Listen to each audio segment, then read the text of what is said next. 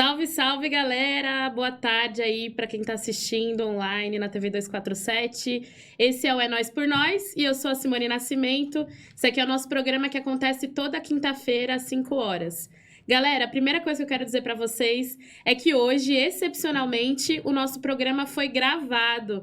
E ele foi gravado porque hoje é dia 25 de julho, Dia Latino-Americano e Caribenho das Mulheres Negras. E nesse momento, eu estou marchando na Marcha das Mulheres Negras lá na Praça da República.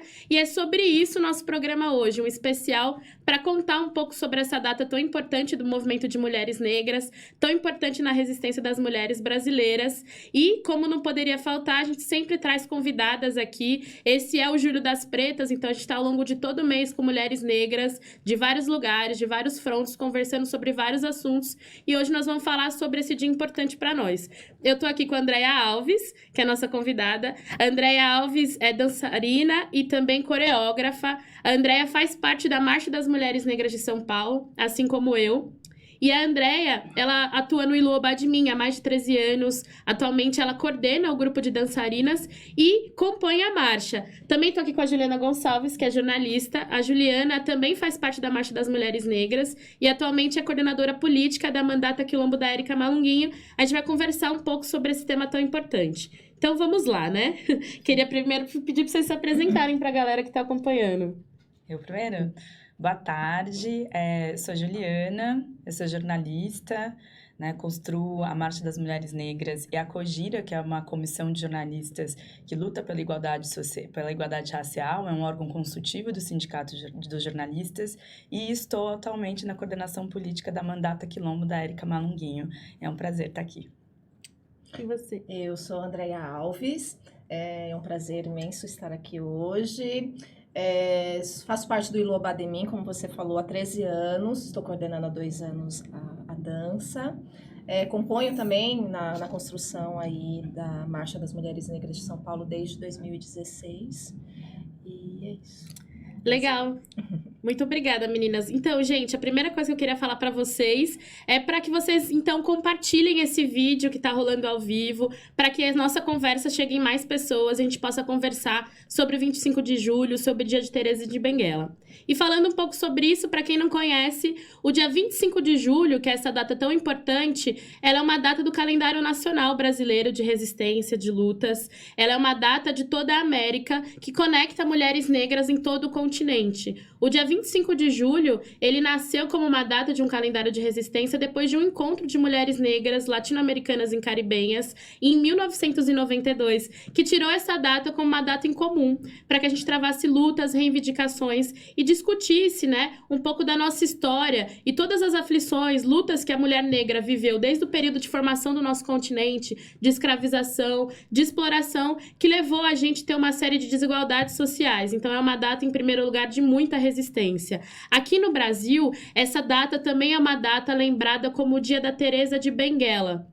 Não sei se vocês sabem, Teresa de Benguela foi conhecida como Rainha Teresa. A Rainha Teresa de um dos quilombos de muita resistência no Brasil. A Teresa de Benguela, ela foi assassinada, né, por ser uma liderança do Mato Grosso de Guaporé, né? Ela era companheira do José Piolho, que também foi um quilombola muito importante na história brasileira. E a Teresa de Benguela é uma resistência lembrada até hoje. E em 2014 ela foi oficialmente colocada, incluída como uma das heroínas brasileiras. Então, no Brasil, o 25 de julho também é o dia dessa quilombola, que foi uma importância liderança aqui no Brasil. A gente vai conversar um pouco sobre essa luta. Primeira coisa que eu queria perguntar para as meninas é o que, então, é essa construção do movimento de mulheres negras, né? Não só no Brasil, como em todo o mundo. O que é fazer parte do movimento de mulheres negras? O que trouxe elas a estarem, construírem o movimento de mulheres negras aqui no Brasil dia a dia nas suas vidas? Quero perguntar primeiro para a Andréia. Vamos lá. Minha construção política começa com 16 anos de idade e com diversas dificuldades por não me reconhecer como uma mulher negra, né? Então, até mesmo uma problemática histórica dentro da minha família, né? Então, com uma dificuldade imensa de reconhecimento enquanto povo negro. Com 16 anos de idade, eu conheço o anarcofeminismo, começo a andar com os anarcopunks, então minha história de militância ela passa por este lugar. Legal. E aí, sim, como em todo lugar no mundo, não era diferente. Tinham questões étnico-raciais muito gritantes, então, principalmente quando a gente abordou questões de religiões de matriz africana, o racismo ele veio gritante, né? E não só eu, como outras pessoas que faziam parte desse movimento, que eram pessoas negras, isso foi um momento que aconteceu na vida de muitas pessoas, não só na minha, dessa descoberta, né? Então, eu, por exemplo, foi dentro de um curso que eu fiz de promotoras legais populares, sou da primeira turma de promotoras legais populares que foi formada pelo Guelé 10. Então, lá que eu descubro que eu sou uma mulher negra. E, paralela a isso, outras pessoas que estavam envolvidas no movimento, que eram pessoas negras, também começam a se descobrir e a compreender e se incomodar com o racismo e como essa questão eurocêntrica era bastante gritante dentro do movimento punk, particularmente falando. E aí, o movimento punk está no Brasil, está no mundo, então, enfim, né, a gente sofre, não é só dentro desses espaços, né? Então, começa essa história de luta na minha vida particular, começa aí. A partir daí, então, várias mulheres começam a se encontrar, né? E mulheres negras dentro do movimento, né? E aí, um racha foi inevitável, né? Então, começa aí minha construção com 16 anos de idade, isso em 1992. Muito legal, né? Mesma data a mesma data. Do Encontro das Mulheres Negras, né? Sim. E você, Ju? Então, é engraçado ouvir, né? Porque, de fato, somos diversas, né? As nossas histórias têm pontos de conexão. Eu venho de uma família preta que sempre teve consciência da sua negritude, de um modo geral. Mas a gente estava ainda muito... Era muito aquele discurso de vó e de mãe, que a gente tem que ser melhor e fazer melhor. Então, eu nunca tive esse momento, né, que é bem comum na trajetória de muitas mulheres, de se descobrir negra, eu sempre soube. Mas foi quando eu entrei na faculdade, em 2004, que as coisas... Eu acho que o mito da democracia racial, sabe, começa... Aliás, que a democracia racial começa a ruir, assim, na minha cabeça. Eu lembro que foi uma discussão sobre cotas na universidade, que uma professora branca... Eu estudei no Mackenzie, uma universidade extremamente elitista. E eu lembro que uma professora branca chegou colocando esse debate de cotas, porque isso foi bem em 2004, as cotas estavam começando na UNB, então o debate estava muito quente. E a professora chegou dizendo, olha, com certeza quem pensou esse lance de cotas foi uma pessoa branca, porque os negros não precisam disso, não são inferiores. E a partir daí, os alunos se sentiram, inclusive, autorizados para dizer todo tipo de atrocidade e de coisas que não sabiam, né? Porque as pessoas brancas, assim como nós negros, nós não somos letrados para a questão racial. A gente tem normalmente que correr atrás para entender muitas vezes. E foi a partir dessa inquietação, porque eu sabia que eu tinha alguma coisa dentro de mim que me dizia, não, cotas é válida, as cotas são válidas, cotas são reparação, mas eu não tinha esse argumento. Então, foi a partir daí que eu me voltei para o único lugar possível, eu acho que até hoje, para você encontrar esse tipo de respaldo, que foi para o movimento negro. Então, a partir daí, eu comecei a me envolver tanto com o coletivo negro da universidade, como procurar outros, né? Então, comecei a procurar as grandes instituições, né, que a gente conhece hoje, mas porque eu acho que, de fato, para uma pessoa negra conseguir sobreviver a esse racismo, que ele é tão cruel, né, ou a pessoa realmente fecha os olhos para isso e vai toma aquele discurso, não, isso não é nada, ou ela vai se movimentar, assim. Então, para mim, foi inevitável entrar no movimento, entender que é no movimento social, estando juntas com as minhas irmãs e com os meus irmãos também, que a gente pode pensar numa saída que seja estrutural para a nossa condição, né? Então, cotas foi a pontinha do iceberg para eu entender que tinha algo muito errado e depois disso, né? Foi um processo que acho que ainda está sendo, né? É um processo contínuo. É muito legal ouvir, né, essa diversidade de como a gente se reconheceu enquanto mulher negra. Eu, enquanto mulher negra, compreendi isso, apesar de desde criança entender, porque a minha mãe falava sobre isso pra mim. Minha mãe é uma mulher negra, eu venho de uma família de mulheres negras não militantes, mas trabalhadoras, e que falavam, até por uma precaução, explicavam o que eu era para que eu me entendesse no mundo.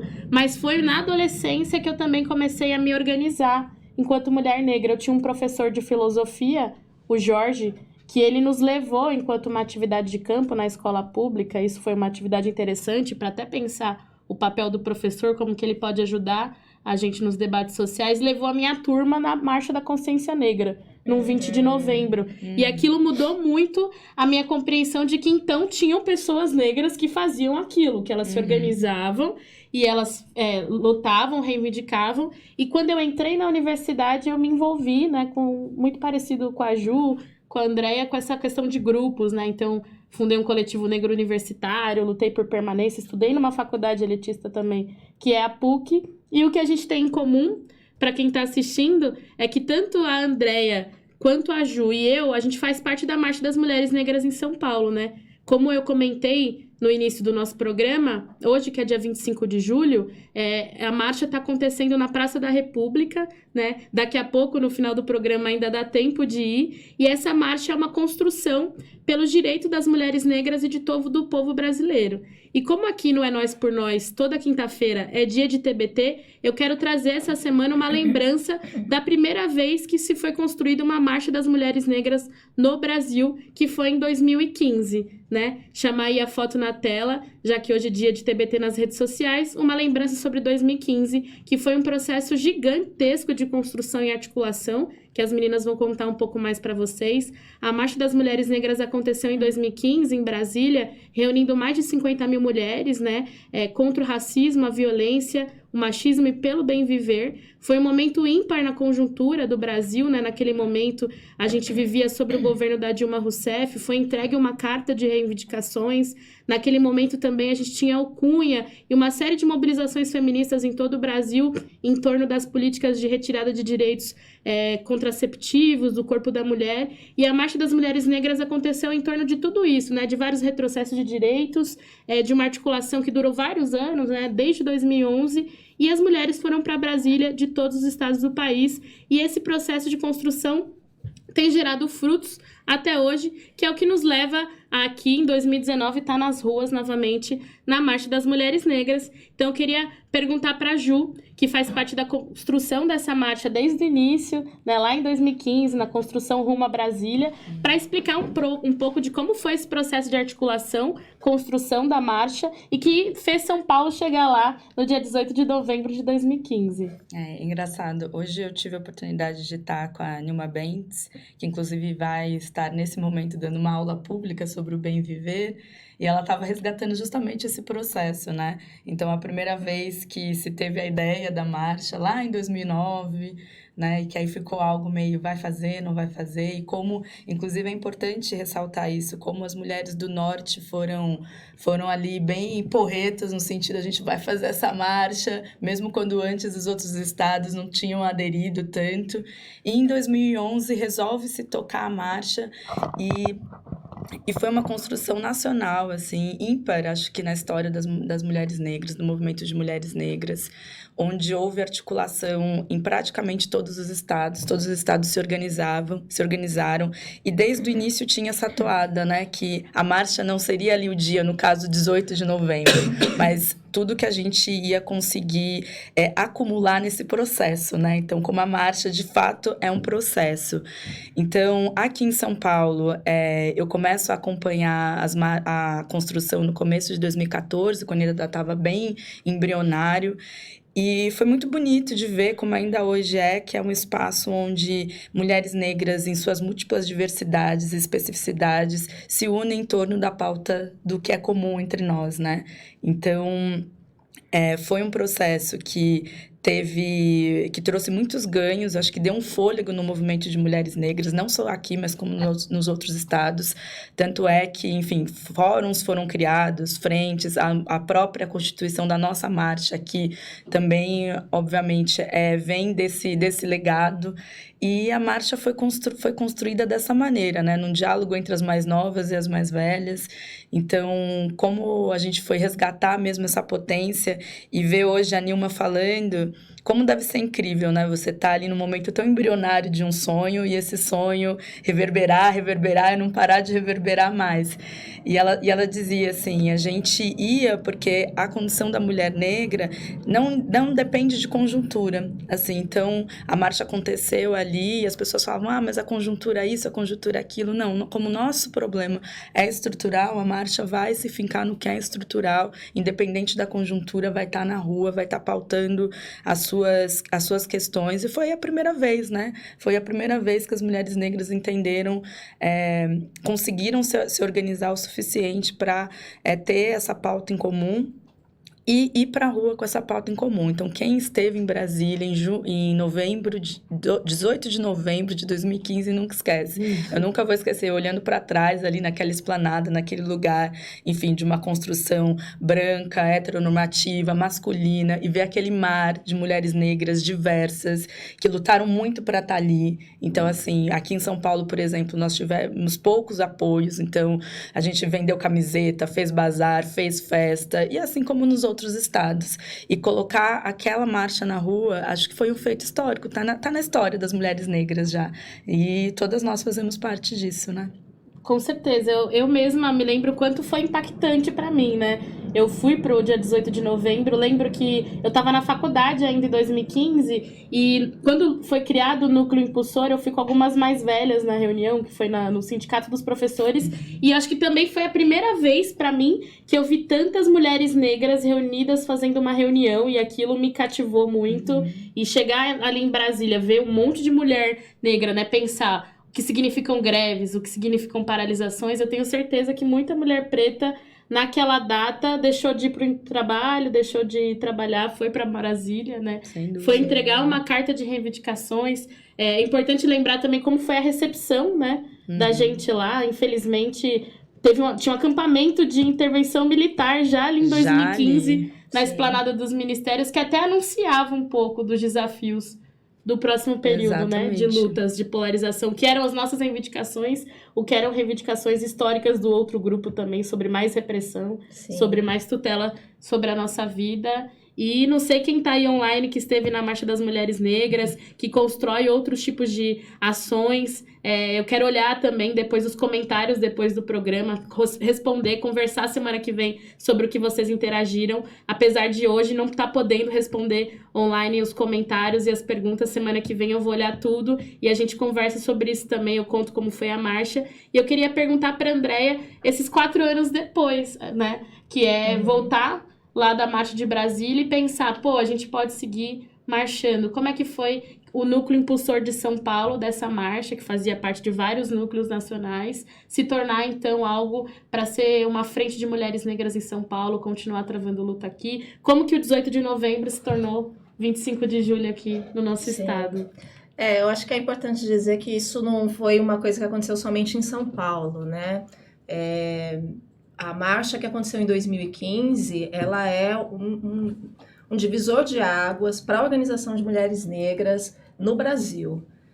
Eu vou falar aqui, obviamente, da realidade, mas não posso deixar de citar que diversas marchas estão acontecendo dentro dessa data, ou de 25 a 28, está acontecendo em volta dessa data, depois de 2015, né? Então, é importante salientar isso. Eu fui para a marcha, fui uma dessas pessoas que foi no mesmo dia e voltou no mesmo dia, porque tinha trabalhado no dia seguinte, né? E de fato, eu compreendo que essa marcha, esse número de 50 mil mulheres, na verdade, assim, quem não esteve também esteve, né? Tinha uma diversidade de mulheres negras naquele espaço. Então, quem não esteve, também esteve lá representada de alguma maneira por alguma mana que esteve lá, por algum grupo, né, que esteve presente lá. Em 2015 também é uma data que foi marcada, infelizmente, com o assassinato da Luana Barbosa, né?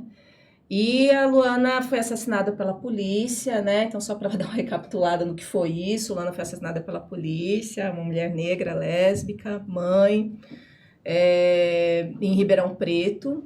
E em 2016, nós nos organizamos e fomos até Ribeirão Preto para a gente poder fazer as reivindicações, porque o caso dela tinha acabado de sair da justiça comum e ir para ser julgado na justiça militar, e a gente sabe o que significa isso, né?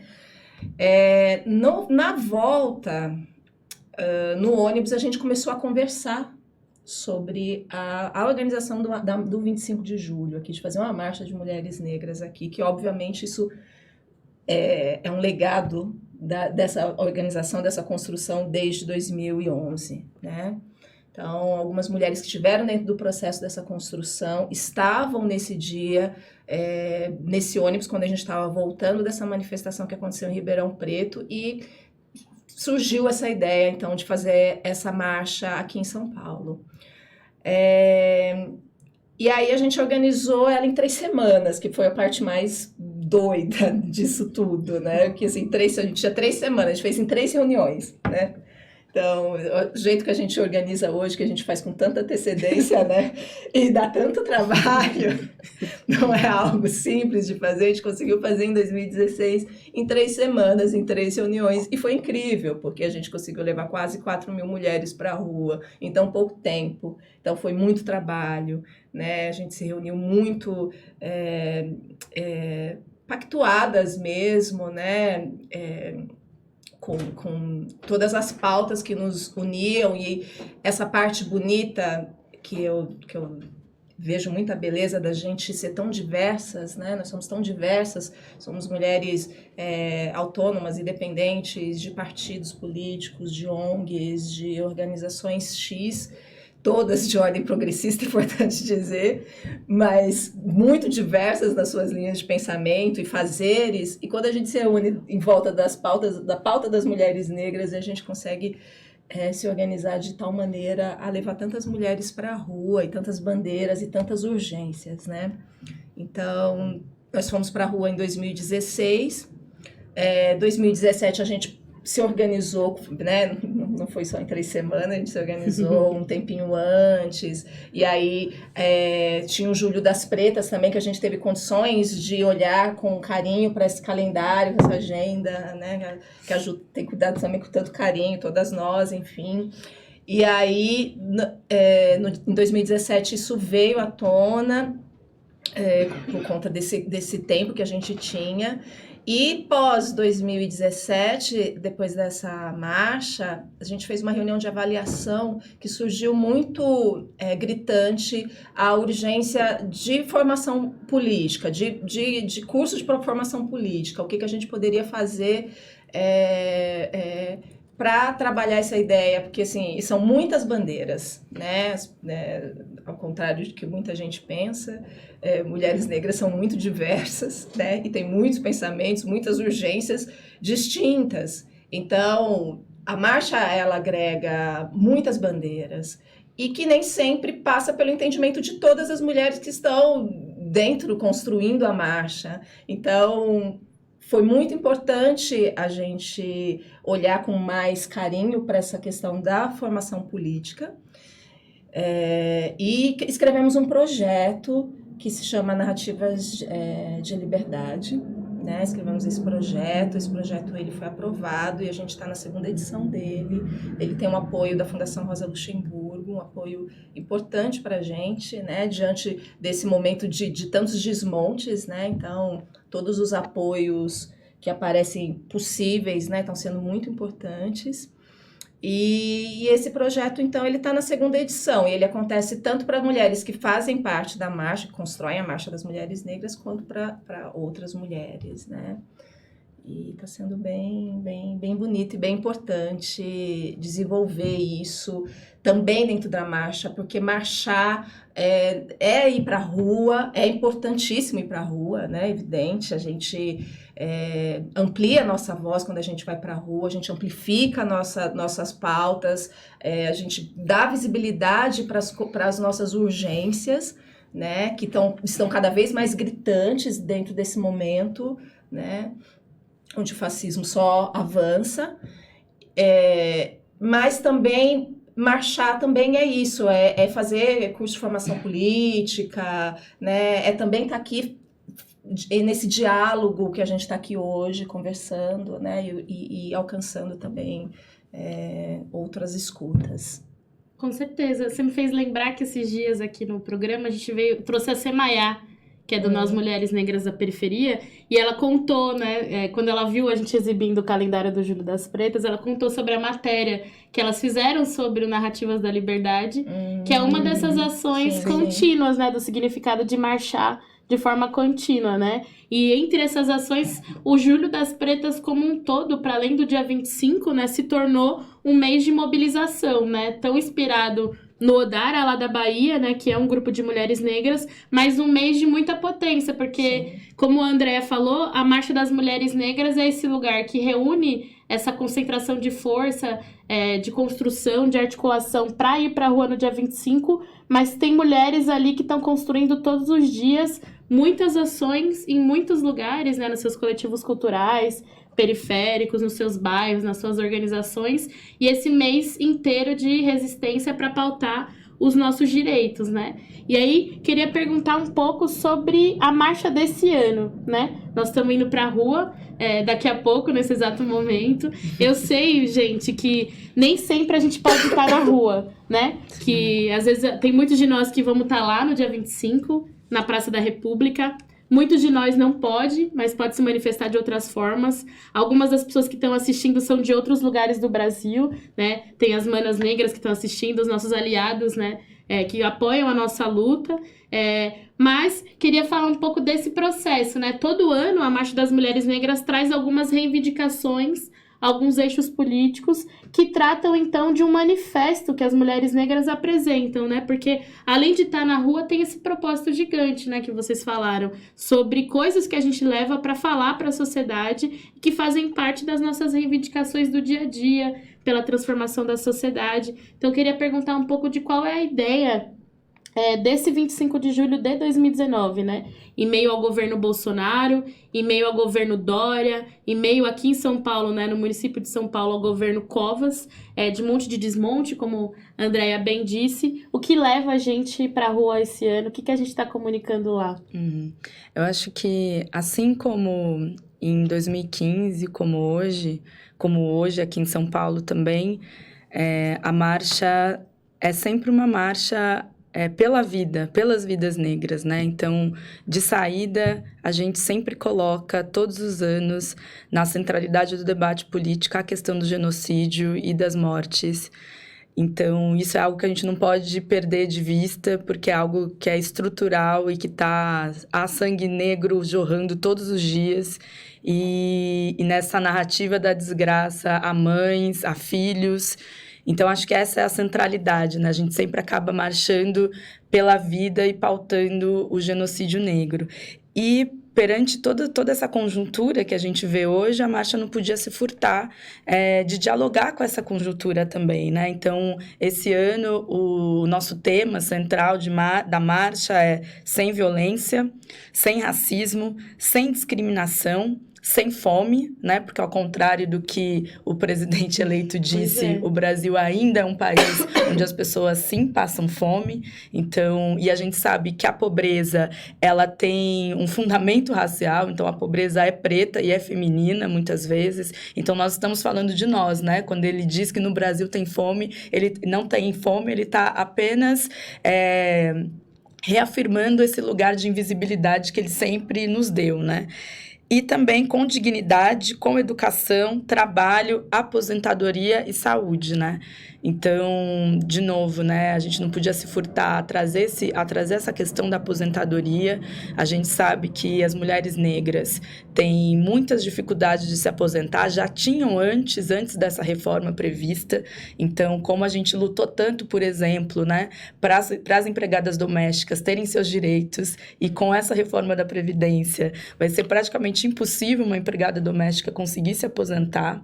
Então, a gente está preocupada com a vida negra como um todo, e nesse momento específico dessa conjuntura, nos alerta para a velhice negra, né? A velhice, principalmente, porque nas ruas a gente já consegue perceber essa austeridade econômica, como isso vai afetando cada vez mais as populações mais vulnerabilizadas, que somos nós, não é outra população. Então, a marcha traz esse tema, que é uma exigência, uma reivindicação, né, pelos direitos, né, os direitos que estão sendo tomados, que está sendo negado. Então, vamos para a rua com essas reivindicações, entendendo que, de novo, eu acho que isso vai ser tema constante, né? Desde a fundação do MNU, desde o primeiro negro arrastado, é a liberdade e a vida, né? Então, assim, isso é constante, uma pauta constante para as mulheres negras. E voltando um pouquinho, falando dessa reforma da Previdência, inclusive queria chamar, porque a marcha vai realizar uma roda, né, no dia 27 de manhã, sobre a reforma da Previdência. É muito importante as pessoas negras, no geral, se atentarem, porque a gente está falando de seguridade social, a gente está falando de remédio no SUS, a gente está falando de seguro-desemprego, de licença-maternidade, tudo isso, que a gente se vale dessas políticas e que tudo isso está sendo ameaçado com essa reforma. Então, as expectativas não são boas, né, nesse sentido, mas vai ter luta como sempre teve, né? Então, a marcha vem para reivindicar esse espaço da luta e demonstrando esse Brasil real, que nada tem a ver, muitas vezes, com esse Brasil que tanto o presidente quanto o governador do nosso estado pintam. É isso, né? E você, Andréa? Algum comentário a mais da marcha? Bom, acho que convidar as pessoas, né? Acho que vai ser, né, importantíssimo a gente fazer isso. Então, dia 25 de julho, a partir das 17h30, nossa concentração. Acho que vale falar um pouco do que vai acontecer também dentro da marcha. Então, tem uma aula pública com Nilma Bentes, que, né, dispensa, né, mais apresentações. A Ju já apresentou ela muitíssimo bem. Tem o Ilu Obademin também, que tem sempre acompanhado a gente. Então, né, essa voz feminina do tambor, essa potência também, que é muito importante, que também é uma voz política, né? Então, mulheres que também estão na escrita, estão escrevendo, publicando ou não, mas que estão aí com a sua poesia também, política afiada, mulheres negras também vão estar com a gente, né? Nessa caminhada. Então vai ter um sarau, né, poético, político, em homenagem a Tula Pilar, e a gente também vai ter roda de capoeira com mestra Janja. Então, assim, pensar também nas culturas de tradição. A gente abre o Julho das Pretas com a apresentação da Nega Duda, que também vem com esse axé, com essa tradição, traz cultura, né, de tradição. E o quanto, quando a gente fala, os nossos passos vêm de longe, né? O quanto que a gente pratica isso também dentro do que a gente tem organizado, né?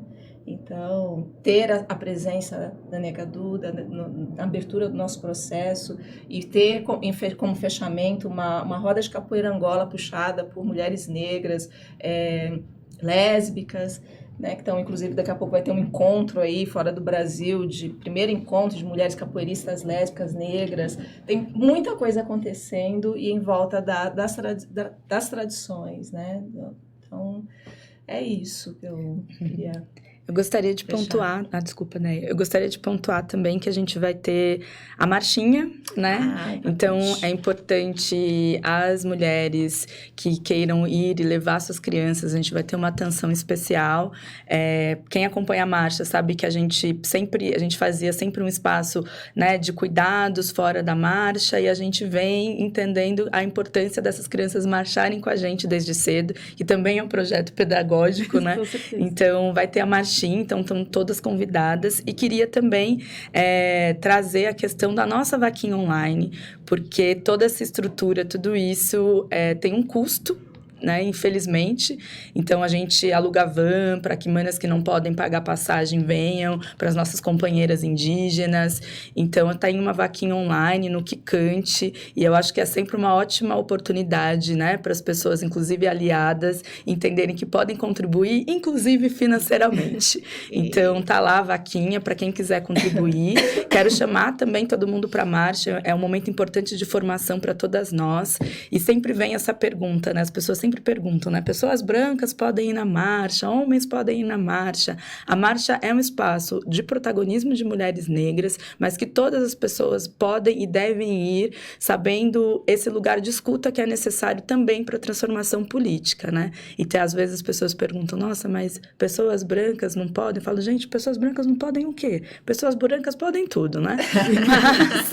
Mas é isso, é ir sim na marcha, fiquem à vontade para ir, mas entendendo que ali é um protagonismo de mulheres negras, mas é importante que você vá para também exercitar essa escuta política, né? Sim. Ouvir uma mulher negra pode ser muito revolucionário, então é uma ótima oportunidade. E também entender que o racismo não é um problema só das pessoas negras, né? O racismo é um problema de todas as pessoas, né? Então, exatamente, vamos dar uma olhada para isso, porque isso não é problema só da população negra, não.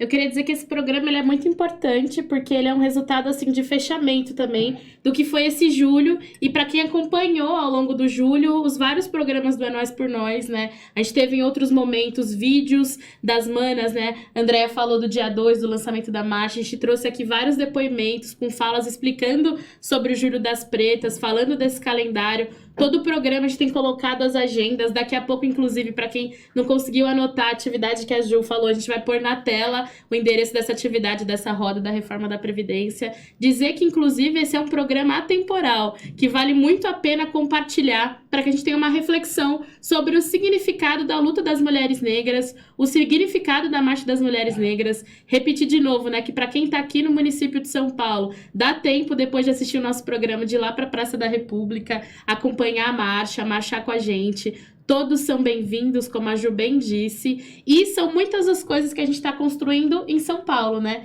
Aqui no É Nós por Nós, a gente tem um quadro que chama Islã Explica, né? No julho agora também, esse quadro também é especial sobre o Dia das Mulheres Negras, né? Eu estive no último domingo no Islã das Minas, que é um Islã que reúne mulheres de todo São Paulo, né, que constrói circuito de Islã por todo o estado, por todo o município, e em especial nesse Islã das Minas de julho, é o mês das mulheres negras, né, e quem ganhou o Islã das Minas esse mês foi a Jéssica, que é uma slammer lá do Capão, e ela vai rimar pra gente sobre o Dia das Mulheres Negras, vai explicar pra gente sobre esse tema. E também a Mari Félix, que também é uma poeta, que vai trazer uma poesia pra gente que ela escreveu para as ancestrais dela. Então, queria compartilhar agora com vocês o Islã Explica dessa semana.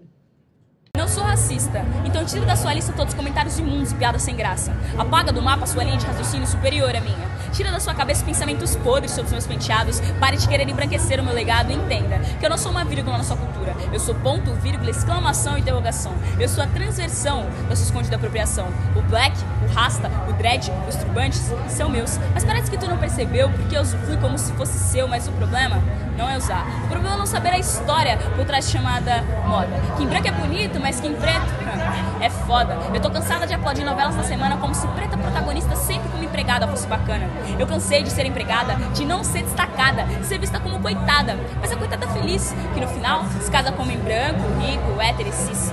Mas chegou beleza, representatividade da mulher negra. Representa o samba, a mulher do corpo de primeira, a venda pra galera estrangeira, a moça da cor do pecado, a preta de bunda grande e peito estufado, a carne mais barata do mercado. Eu cansei de vocês querem abaixar o meu volume, cansei de vocês acharem que preta só presta no RedTube, eu cansei das piadinhas, cansei do seu falso protagonismo, eu cansei do seu machismo, eu cansei de tudo nessa lista, mas cansei principalmente do seu não sou racista. É sobre a cor da pele.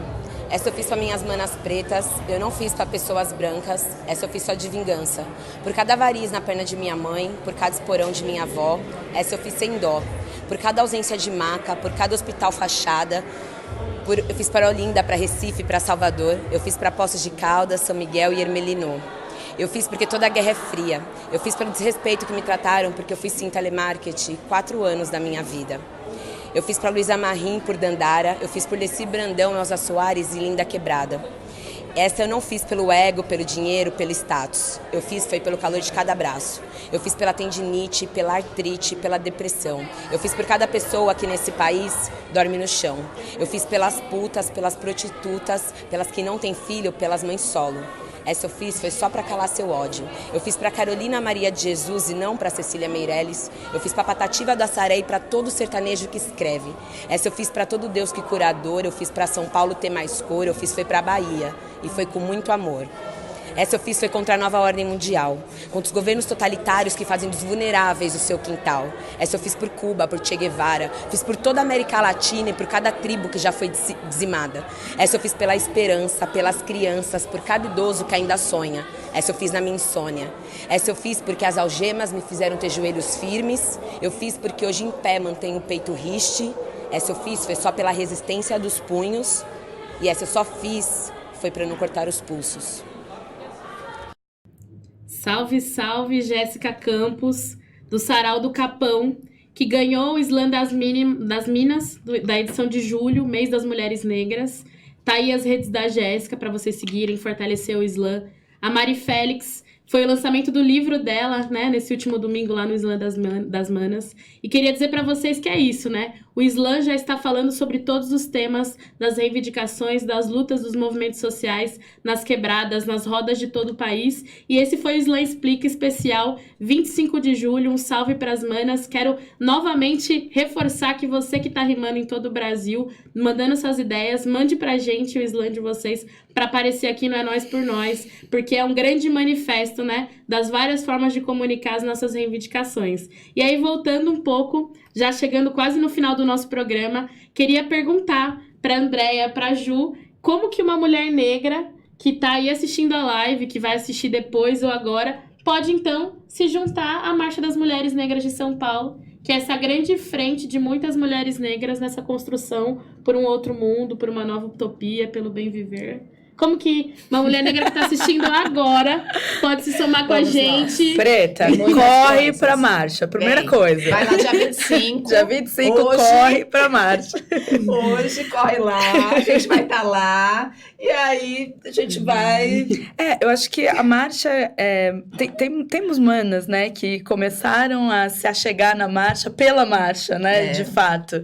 E é uma experiência incrível. Eu acho que independente de você colocar energia na militância, porque eu também entendo que a militância não é para todo mundo, né? A gente milita, deveria, mas a gente milita pela necessidade, por aqueles que também não podem parar para militar. Sim. Mas ir à marcha é o primeiro passo, acho que para se achegar, mas a marcha continua se reunindo depois. A marcha é um coletivo fixo, então a gente tem reuniões permanentes. Eu costumo dizer que a gente se organiza em 3 frentes. Uma é essa que a Andréia falou, que é da formação política, que talvez seja com o curso Narrativas de Liberdade, a que a gente tem entendido a importância, estruturado cada vez mais. A outra é a incidência política nos diversos debates, porque a gente ainda tem muito sempre racializar algumas questões que muitas vezes aparecem como se fossem desconectadas, né? Muita gente ainda trata a questão racial como um recorte ou algo específico, quando a gente está falando de fundamento, né? Algo que fundou, né? O racismo fundou essa sociedade, né? Então, se achegar nas reuniões, a gente tem aí o Instagram da marcha, a gente tem o Facebook, entender que é um espaço que é composto por mulheres diversas, que ali a gente busca praticar a escuta e acolher. Então, é sempre um exercício, né? Porque mulheres negras, historicamente, estão machucadas, poderem acolher é um exercício também. Sim. Então, a gente busca fazer esse exercício e é um grupo aberto, né? Para pessoas independentes, autônomas, se achegarem, né? Eu acho que talvez seja, normalmente, tenho muitos coletivos que é necessário, né? Você estar muito dentro dos movimentos sociais e a marcha é um lugar onde pode ser um primeiro passo, se você está querendo entender melhor as questões das mulheres negras, se você quer conhecer outras manas que estão em movimento, né? Se você quer trazer uma questão para dentro da marcha, eu acho que é um espaço aberto para quem quiser realmente somar. A gente senta em roda, como em toda reunião, e conversa juntas. Acho que é isso. É isso. E existem muitas coisas, muitas tarefas, né? Muita coisa para se fazer dentro da marcha, então é importante dizer que a gente também tem uma organização horizontal, então é chegar, tem várias coisas para se fazer, é chegar também e entendendo que seus talentos e as suas vontades e as suas necessidades de contribuição na construção desse trabalho também são muito bem-vindas. É isso. É isso aí, galera. Além desse espaço online, é sempre reforçar essa ideia de que a gente pode se ver aqui toda semana, mas é muito legal a gente se ver fora também da internet, né? Então, sigam as redes sociais da Marcha das Mulheres Negras, nos encontrem aí no calendário do Julho das Pretas e vamos se somando, vamos se agrupando e construindo esse grande processo de marcha contínua. E eu quero então aproveitar para chamar a Agenda Nós por Nós, né? Trazer o Julho das Pretas aí na tela, para a galera saber das próximas atividades. Então, agora, neste momento, está acontecendo a Marcha das Mulheres Negras São Paulo, lá na Praça da República, que vai caminhar até o Largo Paissandu, vai passar pela Biblioteca Mário de Andrade. Então, aí tá o percurso para você se ligar e ir lá acompanhar com a gente. E, para além disso, galera, como a Ju falou, no dia 27 de julho, às 14 horas, tem a roda de conversa sobre a reforma da Previdência, porque as mulheres negras são contra, na Casa Marielle Franco, da Barão de Limeira 490. O resto da agenda do Julho das Pretas, completinha, tá no Facebook da Marcha, então acessa lá. Quero agradecer vocês por estarem aí online hoje, agradecer a presença da Juliana, da Andréia, dizer que semana que vem tem mais É Nós por Nós, toda quinta às 17 horas. Fazer novamente aquele convite para você manter o joinha aí no vídeo, isso positiva a gente no YouTube, cheguem mais pessoas, chegam aos seus amigos, colegas, compartilhar o vídeo com mais pessoas para assistir, né? Então, dizer que eu sigo nas redes sociais, né? @BoniNascimento no Twitter, no Instagram, pra gente conversar, para você mandar suas dicas de programa, seus comentários do que a gente pode melhorar, do que a gente pode construir junto aqui no É Nós por Nós. E tem uma coisa que a gente diz aqui no programa, sempre para fechar, é que é nós por... Nós. É isso, galera. Nós, é o caminho. Nós por nós, sempre. Galera, é nós. Até semana que vem. Obrigada, meninas. Vamos dar um tchau pra galera aí. E até daqui a pouco. Até. Praça Tchau, da tchau. República. Tchau. Vem marchar. Bora.